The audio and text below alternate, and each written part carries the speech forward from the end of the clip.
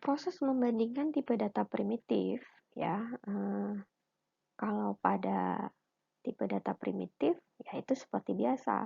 Jadi, jika suatu nilai kita bandingkan, nilainya akan diuji isi daripada nilai tersebut.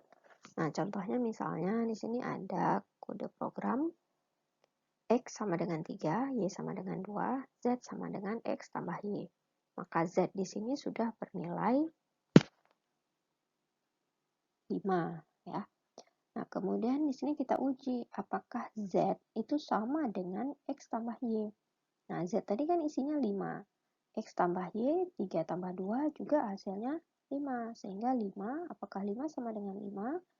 True. Nah, maka sewaktu dicetak nilai daripada tes yang tercetak adalah true.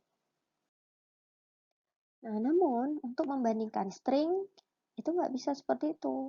Nah, contoh misalnya di sini X-nya itu adalah ora, Y-nya adalah CLE. Nah, kita gabungkan stringnya X tambah Y ke Z, maka seharusnya di dalam Z itu isinya udah oracle. Nah, kemudian kita uji kembali dengan cara yang sama seperti tipe data primitif. Apakah Z tadi sama dengan X tambah Y, ya. Nah, di sini hasilnya salah. Kenapa salah? Karena isi daripada Z itu memang tempat, ya, tempat yang objeknya itu adalah oracle. Nah, sedangkan X tambah Y itu beda. X tambah Y itu hasilnya nilai X ditambah dengan nilai Y, sehingga tidak sama dengan Z, ya. Karena pada perbandingan string itu yang dibandingkan secara langsung dengan menggunakan tanda sama dengan itu adalah isinya, ya, tempat dia disimpan, ya, tempat dia disimpan. Sehingga antara Z dengan X tambah Y itu beda. Nah, bagaimana caranya supaya hasilnya ini bisa kita bandingkan? Ya, karena sebetulnya tipe data primitif dengan objek ini disimpan secara berbeda di dalam memori.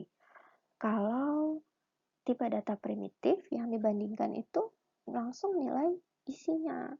Sedangkan pada tipe data objek dan string yang dibandingkan adalah lokasi. Nah, karena pada tipe data objek atau string, setiap variabel itu menyimpan lokasi, bukan menyimpan datanya secara langsung. Nah, datanya itu disimpan nanti di dalam heap memory.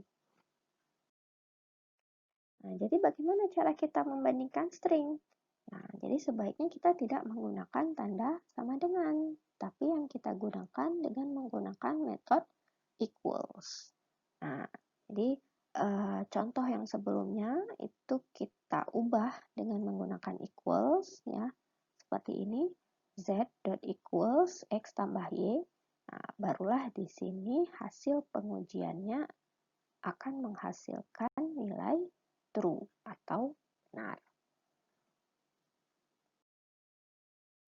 Kemudian ada operator logika, ya, dan, atau, dan, not.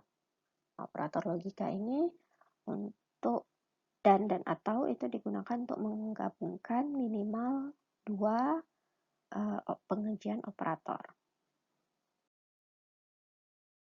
Nah, setiap kondisi itu bisa kita gabungkan dengan menggunakan operator logical. Jika pada contoh yang pertama, if-nya ini ada 2 kali, if grade lebih sama dengan 88, kemudian di dalamnya if number days absent sama dengan 0.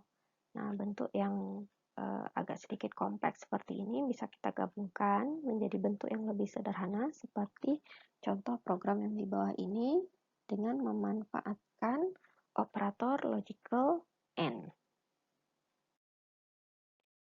Nah, jadi sewaktu kita menggunakan operator logical AND, pastikan Anda paham dengan tabel kebenaran. Nah, tabel kebenaran ini jelas sudah dipelajari di mata kuliah logika, ya. Jadi jika P dan Q-nya itu kedua-duanya benar, barulah hasilnya itu adalah benar atau true. Nah, sedangkan kalau atau salah satunya saja sudah benar, maka hasilnya itu adalah benar. Sedangkan not itu adalah kebalikannya. Nah, pada Java itu menerapkan short circuit operator, ya, di mana dia menghemat proses pengujian.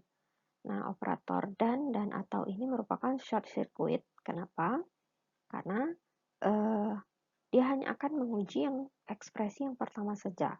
Jadi kalau pada operator AND, jika ekspresi pertama yang di sebelah kiri itu sudah false, maka yang ekspresi yang berikutnya itu dia tidak akan menguji lagi. Nah, juga pada operator atau, ya. Jadi kalau pada operator atau, jika ekspresi yang pertamanya itu sudah false, maka ekspresi yang kedua itu tidak akan diuji lagi. Nah, ini dia contohnya, ya. Jadi di sini penggunaan logical operator AND, ya. Pertama sekali ada bagian left-nya X tidak sama dengan 0. Nah, jika X tidak sama dengan 0 ini adalah false hasilnya, ya. Misalnya X-nya itu kan 0. Nah, jadi kalau X tidak sama dengan 0 kan hasilnya false.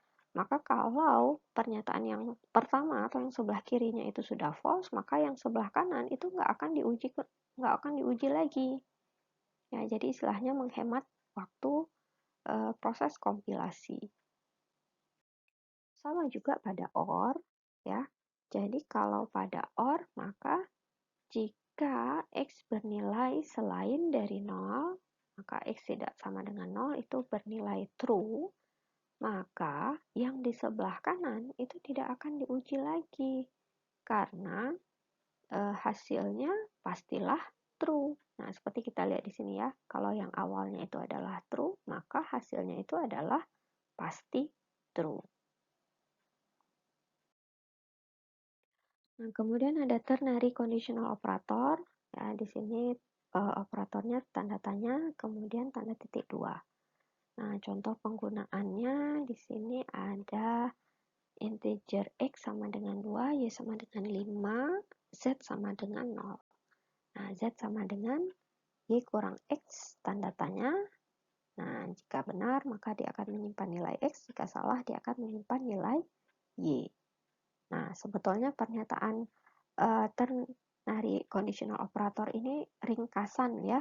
Nah, ringkasan dari bentuk if else seperti ini. Nah, ini kan panjang kita tulisnya. Nah, jadi bisa kita ringkas bentuknya menjadi seperti ini, ya, bentuk ternary conditional operator.